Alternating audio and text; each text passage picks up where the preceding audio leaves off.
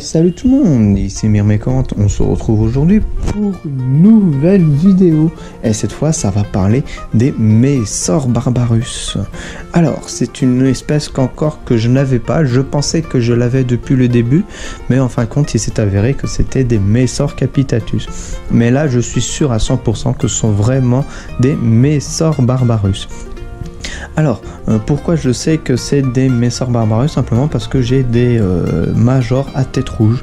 C'est une Mesor barbarus tête rouge. La gine avait légèrement, la tête légèrement bordeaux. Donc ça me donne à coup sûr, ça me confirme l'espèce, que ce soit vraiment des Mesor barbarus, car je crois à ma connaissance qu'il n'y a que les Mesor barbarus en endémique, bien sûr, je tiens à préciser, qui ont la tête rouge avec les majors ou minors. Donc sur cette vidéo là, alors ça va être un petit peu différent de ce que j'ai fait d'habitude, car là j'ai filmé d'un côté et là j'enregistre le son en regardant les images avec vous. D'ailleurs là à l'image vous pouvez observer notamment deux magnifiques majors, enfin vous avez pu voir deux magnifiques majors dont un qui devait naître il y a pas longtemps. J'ai également énormément de grosses larves, etc.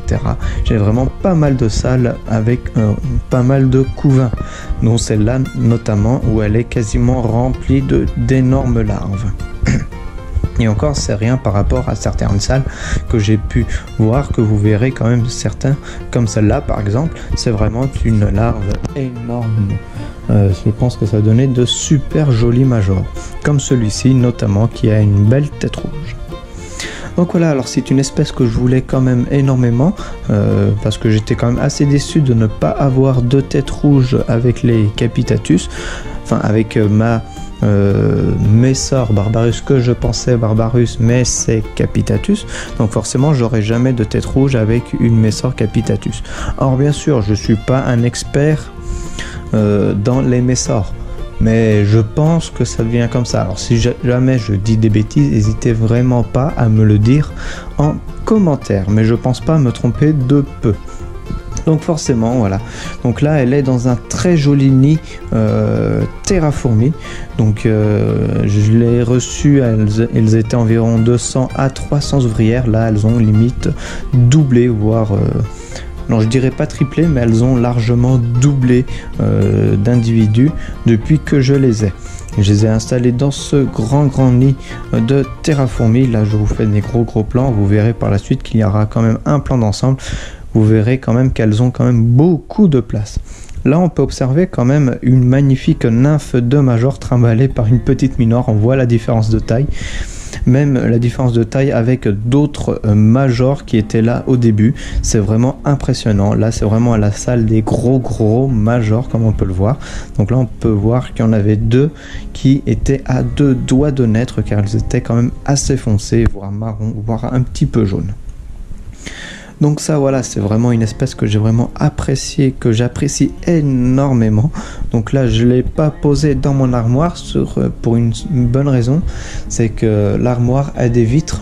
Et bien sûr les vitres ne peuvent pas supporter une masse importante, au risque de casser. Donc j'ai préféré le mettre autre part afin d'être sûr que ça ne cassera pas. Donc là on peut voir quand même qu'elles ont quand même un joli grenier, même si ça manque un petit peu. Donc je vais peut-être leur donner des graines d'ici quelques temps. Excusez-moi. Oui, alors je disais, elles ont quand même un joli grenier qui s'étend sur plusieurs salles quand même. Mais la grosse majeure partie ce sont des graines de tournesol. Alors je pense changer... Ça, elles vont le consommer, hein, elles aiment beaucoup ça notamment, mais je vais leur donner quand même de mes graines à moi, comme ça, voilà, parce que moi mes graines, il y a vraiment des dizaines et des dizaines de graines différentes. J'ai pris des graines pour oiseaux, des graines de tournesol, des graines de pissenlit, etc. etc. Voilà, il y a vraiment des dizaines de sortes de graines différentes qui permettent d'apporter une bonne variété de graines à cette espèce, car elle a quand même besoin d'une bonne variété tout de même. Donc je la nourris exactement comme la Mesor capitatus, il n'y a aucun souci. Elle est raccordée quand même à une petite aire de chasse qui est fort sympathique, que vous verrez un petit peu plus tard. Là on peut observer encore de jolis majors, c'est vraiment de très beaux majors qui font limite la taille de la gine.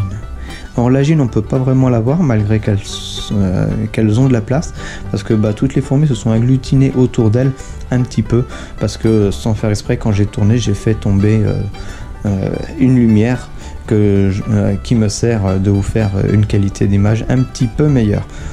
Donc là, comme vous pouvez le voir à l'image, les fourmis se sont quand même agglutinées un petit peu tout autour, dû aux vibrations sur le nid. Mais en temps normal, elles ne sont pas autant agglutinées que ça, elles prennent vraiment bien possession des lieux, etc. Elles sont vraiment super.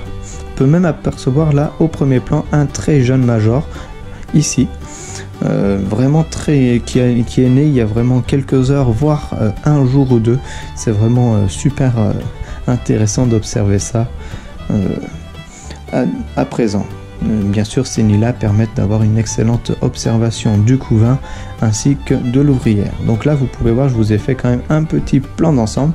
Donc vous le voyez, elles ont vraiment énormément de place, mais elles ne stressent pas vraiment. Donc là, on passe à l'ADC qui est, je trouve, tout de même un petit peu petite, mais en attendant d'avoir mieux, j'ai préféré la laisser et ne pas la changer pour le moment pour éviter de trop stresser les fourmis. Donc là elles sont toutes à l'abreuvoir car je venais de changer l'eau qu'il y a à l'intérieur. On a pu voir notamment un petit, je crois que c'était un gros média tête rouge. Car oui, dans cette espèce-là, j'ai remarqué qu'il n'y avait pas que les majors qui ont la tête rouge, mais les médias peuvent avoir la tête rouge également s'ils sont assez gros. Mais là, après réflexion, je pense que c'est peut-être un major, en fin de compte. Un petit major qui était là au début. Mais voilà quoi, c'est vraiment une espèce que j'aime tout particulièrement. Alors voilà, du coup j'espère que cette vidéo vous aura plu, j'ai plus qu'à vous dire à la prochaine pour une future vidéo. Ciao tout le monde!